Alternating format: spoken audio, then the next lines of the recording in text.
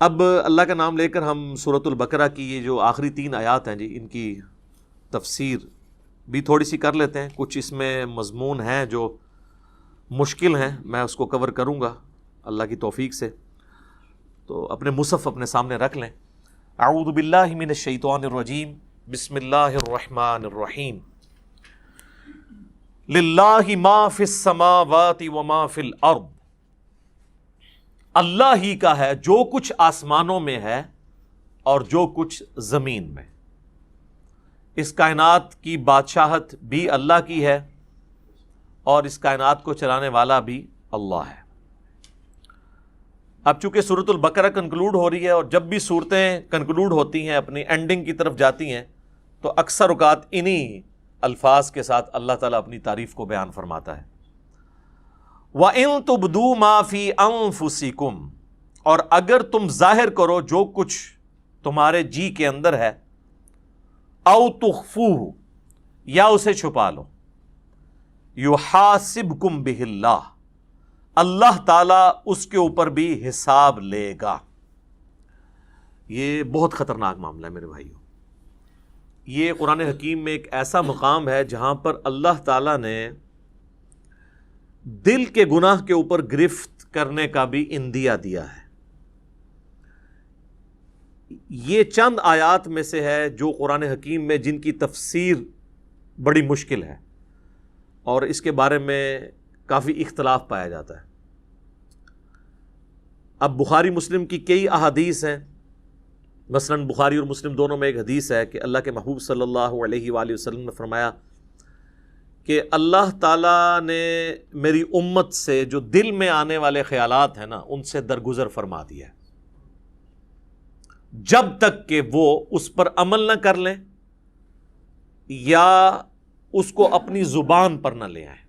یعنی جو وسوسہ دل میں آیا، گناہ کا وسوسہ یا بدعقیدگی یا کیسی بھی چیز، کوئی شیطانی بات، جب تک اسے ایگزیکیوٹ نہیں کر لیتے پریکٹیکلی یا اپنی زبان پر نہیں لے آتے، تو اللہ تعالیٰ نے میری امت سے اس کو درگزر فرما دیا ہے۔ اب یہ حدیث بخاری میں بھی ہے اور مسلم میں بھی، ظاہر ایک مضبوط حدیث ہے، ٹاپ آف دا لسٹ 2 کتابوں کے اندر ہے۔ تو اس حدیث کی بنیاد پہ بعض مفسرین کا خیال ہے کہ یہ آیت ہی منسوخ ہے قرآن کی، کہ جی اللہ تعالیٰ دل میں آنے والے گناہوں کے اوپر بھی گرفت فرما سکتا ہے، کیونکہ حدیث میں جو آ گیا کہ اللہ نے معاف کر دیا ہے، لہٰذا یہ آیت منسوخ ہے۔ حالانکہ ہمیں کوئی حدیث اس بات پہ مجبور نہیں کرتی کہ ہم قرآن کی کسی آیت کو منسوخ مانیں، اور اس میں بڑے بڑے مفسرین نے ٹھوکر کھائی ہے، پرانے بزرگوں میں سے بھی اور آج کل کے بھی۔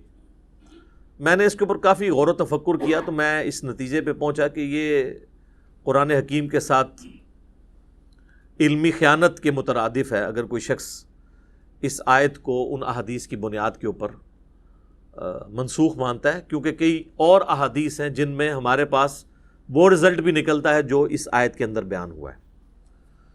تو میں کوشش کروں گا کہ میں اس کو بریف کروں اس حوالے سے کہ یہ جو دل کا اللہ تعالیٰ نے معاملہ گرفت کے اعتبار سے بیان کیا ہے، اس کے کیا معنی ہو سکتے ہیں۔ تو غور و تفکر کرنے کے بعد میں اس رزلٹ پہ پہنچا ہوں کہ یہ جو اللہ تعالیٰ نے فرمایا نا، وَإِن تُبْدُوا مَا فِي أَنفُسِكُمْ أَوْ تُخْفُوهُ يُحَاسِبْكُمْ بِهِ اللَّهُ، چاہے تم اپنے جی کے خیال کو ظاہر کر دو یا جی میں چھپا کر رکھو، اس پہ بھی اللہ محاسبہ کر دے گا، پکڑ فرما لے گا۔ اس کے 2 معنی ہو سکتے ہیں۔ ایک تو یہ ہے کہ دل کی نیت کے اوپر اللہ تعالیٰ گرفت کرے، کہ کسی نے نیکی کا کام بظاہر تو بڑا اچھا کیا، دل میں ریاکاری کی نیت تھی، تو اللہ تعالیٰ اس دل کے خیال کے اوپر گرفت کرتے ہوئے اس کی نیکی کو 0 سے ملٹیپلائی کر دے گا۔ تو یہ تو مسلمانوں کا اجماعی عقیدہ ہے کہ ایسا ہی ہوگا۔ اور دوسرا معنی یہ ہے کہ دل میں آنے والا ایسا وسوسہ جو جان بوجھ کر لایا جائے،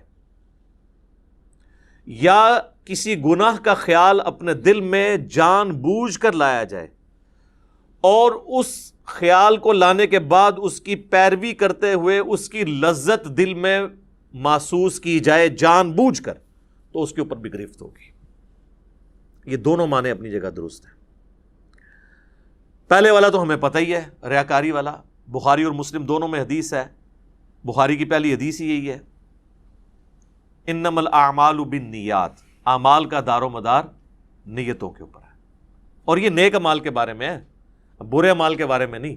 برا عمل چاہے اچھی نیت سے بھی کیا جائے وہ گناہ ہی ہے، یہ نیک اعمال کے بارے میں، کیونکہ اس سے آگے الفاظ ہیں اسی حدیث میں کہ اعمال کا دار و مدار نیت پہ ہے۔ اگر کسی شخص نے اللہ اور اس کے رسول کے لیے ہجرت کی تو اس کی نیت اللہ اور اس کے رسول کے لیے لکھی جائے گی، اور اگر کسی شخص نے کسی عورت کی نکاح کی خواہش میں ہجرت کی تو اس کی ہجرت اس کے لیے لکھی جائے گی۔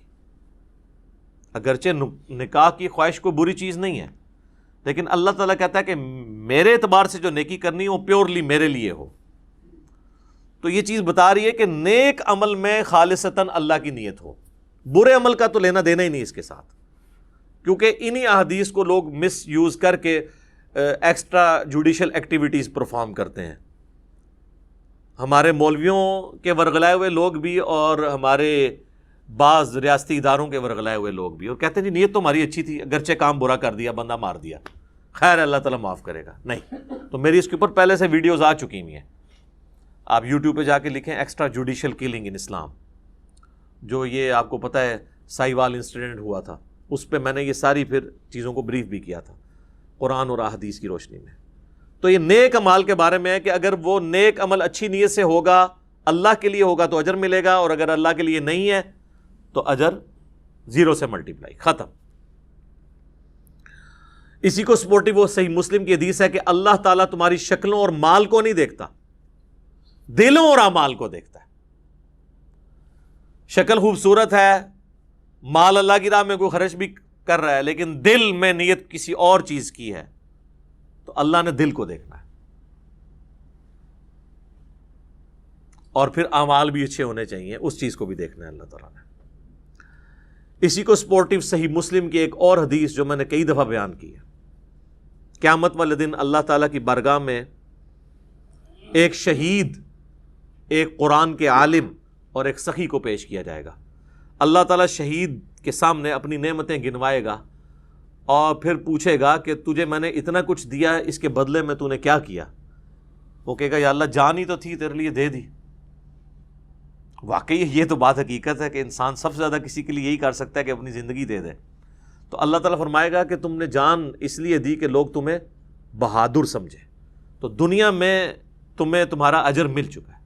پھر اللہ تعالیٰ اسے اوندے منہ گھسیٹ کر جہنم میں پھینک دے گا۔ اللہم اجرنا من النار، آمین۔ پھر ایک قرآن کے عالم کو بلایا جائے گا، اللہ تعالیٰ فرمائے گا میں نے تجھے قرآن کا علم دیا تو اس کے بدلے میں تو نے میرے لیے کیا کیا؟ تو کہے گا یا اللہ میں اتنے لوگوں کو قرآن سکھاتا تھا تیری رضا کی خاطر، علم سکھاتا۔ تو اللہ تعالیٰ فرمائے گا کہ تم نے یہ سب کچھ اس لیے کیا کہ لوگ تمہیں قرآن کا عالم کہیں، قاری کہیں، اور آج کے دور کے اعتبار سے تیرے نام کے پیچھے بھی 10 دمیں لگی ہوں اور آگے بھی 10 دمیں لگی ہوں۔ دیکھا نہیں آپ نے علماء کے اشتہاروں پہ نام اتنے مشکل الفاظ لکھے ہوئے ہوتے ہیں، حالانکہ وہ الفاظ بھی شرما رہے ہوتے ہیں کہ کس کے ساتھ لگا دیا۔ تو تجھے دنیا میں کافی لوگوں نے تیری تعریف کی ہے، میرے ہاں تیرے لیے کوئی اجر نہیں، تو اجر دنیا میں لے چکا ہے جس مشہوری کے لیے تو نے کیا تھا، تو اوندا منہ کر کے دوزخ میں اسے بھی پھینک دیا جائے گا۔ پھر اللہ تعالیٰ ایک سخی کو بلائے گا کہ تجھے اتنا مال دیا، تو نے میرے لیے کیا کیا؟ وہ کہے گا یا اللہ میں نے تیری راہ میں جو موقع بھی تھا، جس موقع پہ تو خوش ہوتا تھا میں نے وہاں خرچ کیا، غریبوں پہ بھی خرچ کیا، مسجد کے اوپر بھی لگا دیا، مدارس کے اوپر بھی لگوایا، اور کئی ایک یتیم خانے کھول دیے، مسجد کی ٹوٹیوں کے اوپر نیم پلیٹ بھی اپنے نام کی لگوائی۔ آج کے دور کے اعتبار سے میرے محلے کے نمازیوں سے بھی تو پوچھ سکتا ہے، تو لیکن یہ سارے دھوکے تو نمازیوں کو ہی دیے جا سکتے ہیں، ایون فرشتے بھی دھوکے کھا جاتے ہیں کیونکہ وہ بھی ظاہری عمل دیکھ رہے ہوتے ہیں۔ تو at the end of the day حساب تو اللہ نے لینا ہے۔ اللہ فرمائے گا تو نے یہ جو تیرے نامہ مال میں گرچہ نیکیاں لکھی ہوئی ہیں، لیکن یہ نیکیاں فرشتوں نے لکھی ہیں، بندوں کی نظر میں ہے، میری نظر میں تو نہیں ہے، کیونکہ تو نے سب کچھ لوگوں سے تعریف کے لیے کیا کہ میرے دسترخوان سے اتنے لوگ کھاتے تھے، میرے ہاسپٹل سے اتنے لوگ علاج کرواتے تھے تو میرے حضور تو اس کا کوئی اجر نہیں ہے، اس کو بھی اوندھا منہ کر کے دوزخ میں ڈال دیا جائے گا۔ سر یہ 3 مثالیں اللہ کے محبوب صلی اللہ علیہ وآلہ وسلم نے دی ہیں۔ اگر آپ میں سے کوئی شخص سمجھتا ہے کہ دنیا میں ان 3 نیکیوں سے بڑی کوئی نیکی ہو سکتی ہے تو میرے سامنے لے آئے۔ کیا شہید ہونے سے بڑی کوئی نیکی انسان اللہ کے لیے کر سکتا ہے؟ اور اگر کسی نے یہ نہیں کی ہے، قرآن کی تعلیم سیکھنے اور سکھانے سے بڑی کوئی نیکی کر سکتا ہے؟ بخاری کی حدیث ہے تم میں سب سے بہتر وہ جو قرآن سیکھے اور سکھائے۔ اور بخاری مسلم کی ایک اور حدیث ہے کہ 2 ہی لوگ ہیں جن پہ رشک کیا جا سکتا ہے۔ اگر تم نے حسد کرنا جائز ہوتا نا تو 2 ہی لوگ ہیں جن سے انسان کو حسد کرنا چاہیے، ایک جسے اللہ نے قرآن کا علم دیا ہے اور وہ لوگوں کو سکھاتا ہے، اور دوسرے جسے اللہ نے مال دیا اور وہ اللہ کی راہ میں خرچ کرتا ہے۔ اور تیسری نیکی یہاں پہ بھی مال ہی ہوئی ہے۔ یعنی اس کائنات میں سب سے بڑی 3 نیکیاں یہی ہو سکتی ہیں: شہادت، قرآن کا علم سیکھنا اور سکھانا، اور اللہ کی راہ میں صدقہ اور خیرات کرنا۔ یہ 3 نیکیاں بھی برباد ہو جائیں گی اگر اللہ کے لیے نہیں کی۔ ایون اگر اس میں کسی کو شریک بھی کیا سا تب بھی برباد۔ مسند احمد میں حدیث ہے جس نے کسی کے دکھلاوے کے لیے نماز پڑھی گویا اس نے شرک کیا۔ اب مجھے بتائیں دکھلاوے کے لیے کون نماز پڑھ سکتا ہے؟ یہ کوئی اتنا آسان کام ہے؟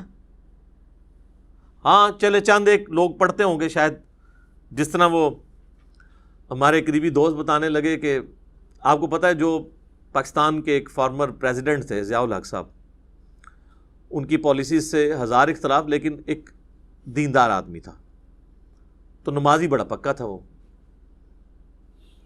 تو وہ کہنے لگے کہ انہوں نے لیاقت باغ آنا تھا، کہتے ہیں میری ڈیوٹی اس وقت میں نیا آفیسر بھرتی ہوا تھا، پھر تو خیر وہ 22ویں گریڈ میں ریٹائر ہوئے، تو کہنے لگے کہ میری ڈیوٹی تھی کہ صدر صاحب کو آپ نے وضو کروانا ہے نماز عصر کے لیے۔ تو کہتے ہیں جب وہ آئے تو میں نے ان کو کہا کہ سر میں نے پانی آپ کے لیے گرم کر کے رکھا ہوا ہے، سردیاں تھیں۔ وہ کہنے لگے بیٹا مجھے پتا تھا نماز عصر کا ٹائم ہے تو میں گھر سے وضو کر کے آیا ہوں۔ تو کہتے ہیں نماز کا ٹائم ہوا تو اب چونکہ صدر صاحب نماز پڑھ رہے ہیں تو لوگ بغیر وضو کے ہی پیچھے کھڑے ہو گئے۔ ظاہر پتہ ہوتا ہے اپنے ساتھیوں کا کہ یہ تو کبھی زندگی میں انہوں نے کبھی نماز نہیں پڑھی، وضو بھی نہیں کیا، جا کے کھڑے ہو۔ جس طرح یہاں پہ کئی سیاسی لیڈر جو ہیں وہ جب کسی کے جنازے پہ جاتے ہیں تو اسی طریقے سے وہ جا کے کھڑے ہو جاتے ہیں، نہ ان کو نماز جنازہ آتا ہے نہ وضو کا طریقہ آتا ہے، وہ دنیا داری کے طور پہ۔ تو مسند احمد کی حدیث کے الفاظ ہیں جس نے دکھلاوے کے لیے نماز پڑھی اس نے شرک کیا، جس نے دکھلاوے کے لیے روزہ رکھا اس نے شرک کیا، جس نے دکھلاوے کے لیے صدقہ کیا اس نے شرک کیا۔ نماز تو ہے ہی اللہ کے لیے، تو پھر شرک کیسے آ گیا؟ یعنی اللہ کے ساتھ نیت بھی کسی نے کر لی کسی اور کی۔ حتیٰ کہ سنن ابن ماجہ میں یہ الفاظ بھی ہیں کہ اگر کوئی شخص نماز پڑھ رہا ہے اور اس نے یہ محسوس کیا کہ اسے کوئی دیکھ رہا ہے، اس کی وجہ سے وہ اپنا سجدہ لمبا کر دے، تو سجدہ تو اللہ کے لیے کر رہا ہے لیکن 0 سے ملٹیپلائی ہو جائے گا، ریاکاری میں آ جائے گا۔ اسی لیے ریاکاری کو شرک اصغر کہا گیا، چھوٹا شرک۔ بڑا ایک جلی شرک ہے نا کہ اللہ کے ساتھ کسی کو شریک ٹھہرانا، ایک یہ ہے کہ اللہ کے ساتھ شریک تو کسی کو نہ ٹھہرانا، لیکن جو اللہ کے لیے اعمال کر رہے ہیں نا اس کی جزا مخلوق سے بھی ڈیمانڈ کرنا، ریاکاری، دکھلاوا، یہ بھی شرک کی کیٹیگری میں فال کرتا ہے۔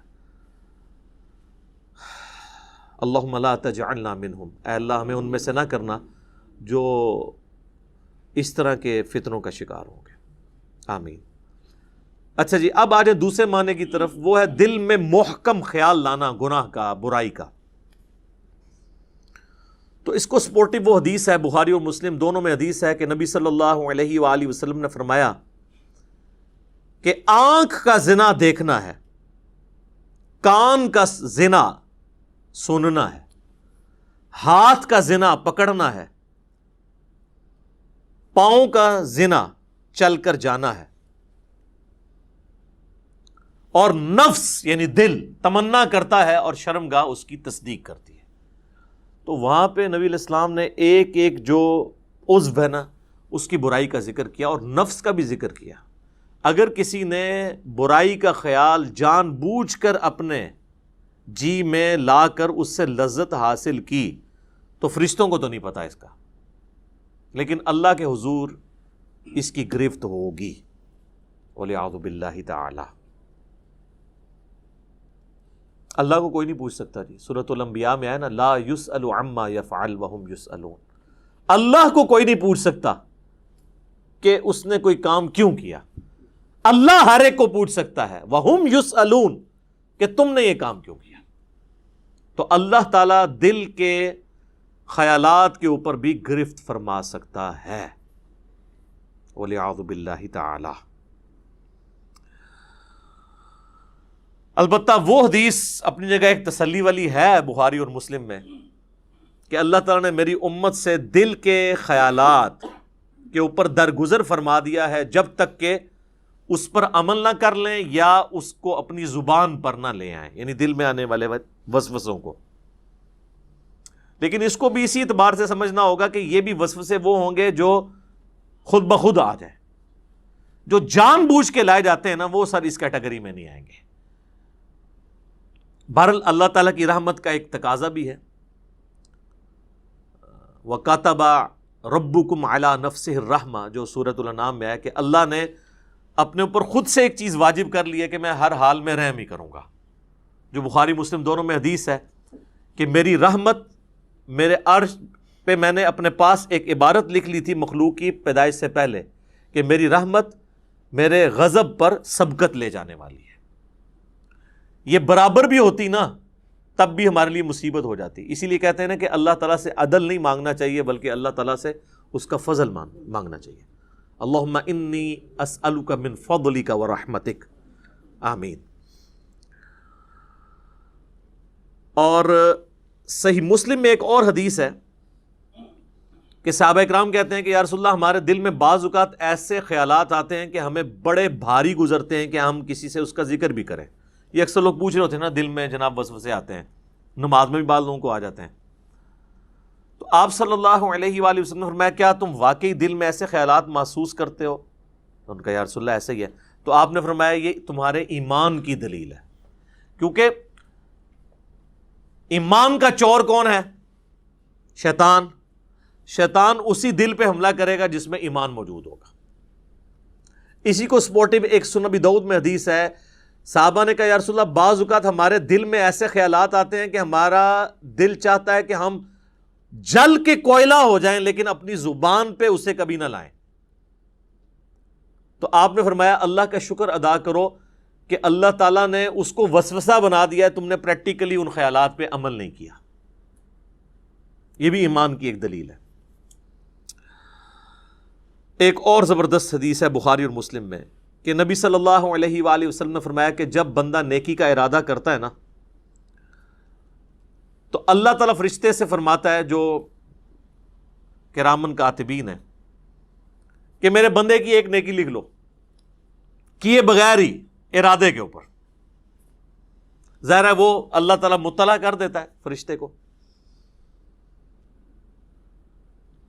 اور جب وہ نیکی کرتا ہے نا پھر اللہ تعالیٰ فرماتا ہے اب اس کی نیکی کو 10 سے لے کر 700 گنا تک بڑھا دو، جس طرح اللہ تعالیٰ ان کو گائیڈ کرتا ہے کہ جس کا جو لیول ہے اس کے اعتبار سے 10 تو ملنا ہی ہے نا، جو سورۃ الانعام میں باقی صورتوں میں آیا کہ جو ایک نیکی لے کے آئے گا اس کے بدلے اسے 10 دی جائیں گی، جو بخاری مسلم میں آیا کہ نمازیں تو 5 پڑھی جائیں گی لیکن ثواب 50 کا ملے گا، 10 گنا۔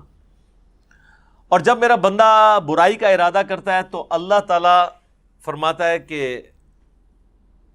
اس کی برائی نہ لکھو کیونکہ صرف اس نے ارادہ کیا ہے، اور اگر وہ برائی سے رک جائے تو اللہ تعالیٰ فرماتا ہے ایک نیکی لکھ لو کیونکہ اس نے برائی کو جو چھوڑا ہے یہ بھی ایک نیکی ہے۔ یہ ہے وہ وَكَتَبَ رَبُّكُمْ عَلَى نَفْسِهِ الرَّحْمَةَ، اور تمہارے رب نے اپنے اوپر خود سے واجب کر لیا ہے، یہ بات تقدیر میں لکھ دی ہے کہ میں نے ہر حال میں رحم ہی کرنا ہے۔ سبحان اللہ وبحمدہ سبحان اللہ العظیم۔ تو اور جب وہ برائی کرتا ہے تو پھر اللہ تعالیٰ فرماتا ہے کہ اس کے بدلے ایک ہی برائی لکھنا، نیکی کے بدلے 10، برائی کے بدلے 1۔ بخاری و مسلم میں ایک اور حدیث ہے کہ شیطان انسان کے جسم میں خون کی طرح گردش کرتا ہے، اور مسلم شریف میں حدیث ہے کہ ہر انسان کے ساتھ ایک جن ہے، شیطان، چونکہ شیطان جنات میں سے ہے نا، جو اسے برائی کی طرف بلاتا ہے اور ایک فرشتہ ہے جو اسے اچھائی کی طرف بلاتا ہے. تو صحابہ نے جرأت کر کے پوچھا یا رسول اللہ آپ کے ساتھ بھی؟ تو آپ فرمایا ہاں میرے ساتھ بھی، لیکن اللہ تعالیٰ نے میرے ساتھ جو جن اٹیچ تھا اسے میرا مطیع کر دیا، اب وہ نیکی کے کاموں میں میری مدد ہی کرتا ہے، یعنی وہ بھی مجھے نیکی کی طرف لگاتا ہے. یہ پروٹوکول صرف پیغمبروں کا ہے. ما ضل صاحبکم وما غوا، تمہارے نبی نہ کبھی بہکے ہیں نہ کبھی بہرا چلے ہیں. صحیح مسلم میں ایک اور حدیث ہے کہ ایک صحابی نے حضور کو شکایت کی کہ یا رسول اللہ میں نماز پڑھتا ہوں تو مجھے برے برے خیالات آتے ہیں، وسوسے آتے ہیں. تو آپ نے فرمایا یہ خاص شیطان ہے جو آ کے وسوسے دلاتا ہے. جب تم نماز کی حالت میں اس طرح کے وسوسے محسوس کرو، اور نماز کے سوا بھی، اگر نماز میں ہے تو نماز کے سوا بھی، تو 3 دفعہ پڑھو اعوذ باللہ من الشیطان الرجیم، یعنی میں اللہ کی پناہ مانگتا ہوں راندہ درگاہ کیے ہوئے شیطان سے.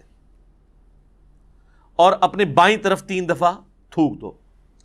اب یہ فزیکلی تھوکنا نہیں ہوگا، بس صرف زبان سے ہلکا سا ایسے بس.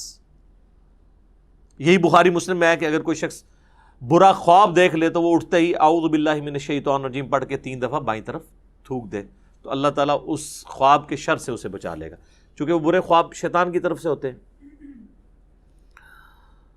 تو نماز کے دوران بھی اگر کسی کو خیال آئے تو وہ یہ کر سکتا ہے. باقی یہ خیالات آنے کی کئی ٹیکنیکل ریزن بھی ہیں. پورا دن آپ دنیا کے کاموں کا حساب کتاب کریں گے تو نماز کے اندر کوئی سوئچ تو نہیں ہے جو آپ آف کر کے نماز میں داخل ہو جائیں گے.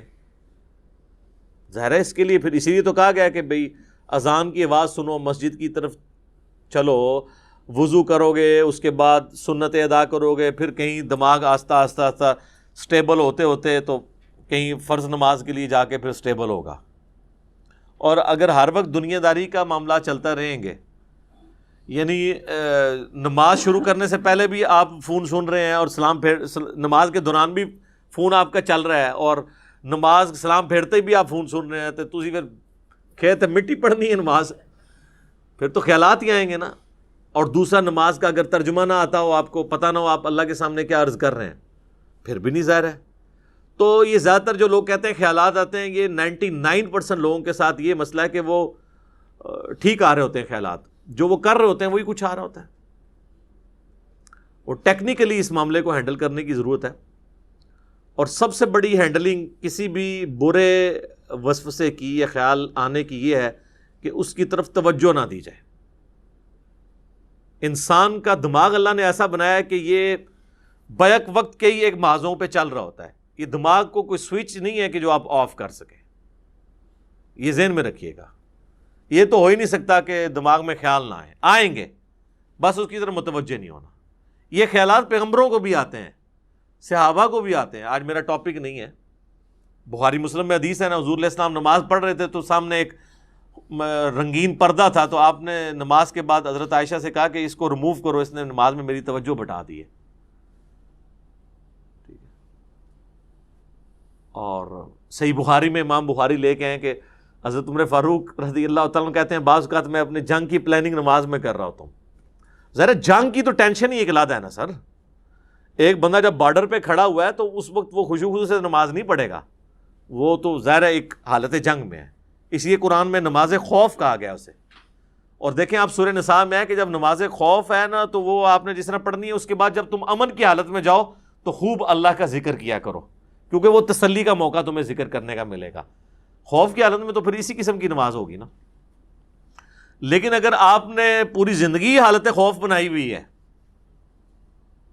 کاروبار کے ٹھپ ہو جانے کا خوف،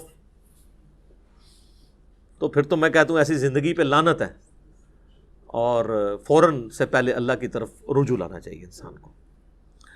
باقی اس میں کئی ایک ٹاپکس میں ڈسکس کر سکتا تھا، اب آلموسٹ 15 منٹ رہ گئے ہیں تو ہم جلدی سے وہ آیات کور کر لیتے ہیں. یہ ٹیکنیکل گفتگو تھی جو کرنا ضروری تھی، میں نے اس لیے یہ پورا لیکچر 42 صرف ان آیات کے اوپر رکھا تھا، اور خصوصاً اس میں یہ جو چند ایک ٹاپکس ہیں. باقی تو اب صرف ترجمہ ہی ہم کور کریں گے تو وہ خود سیلف ایکسپلینیٹری ہے، ہم اس کو کور کر لیتے ہیں. شیطانی وسوسوں کے اعتبار سے میرے 2 لیکچرز ہیں، مسئلہ 83A اور 83B، شیطانی وسوسے اور ان کا علاج 83A ہے، اور 83B ہے اللہ کو کس نے پیدا کیا اور جدید شیطانی وسوسوں کا تحقیقی جائزہ، جس میں نے پروفیسر رچرڈ ڈاکنز کی کتاب دا گاڈ ڈیلوژن کے حوالے سے بھی ڈسکشن کی تھی۔ آج مان لی میں اس کو سکپ کرتا ہوں، اب آ جائیں ان آیات کی طرف۔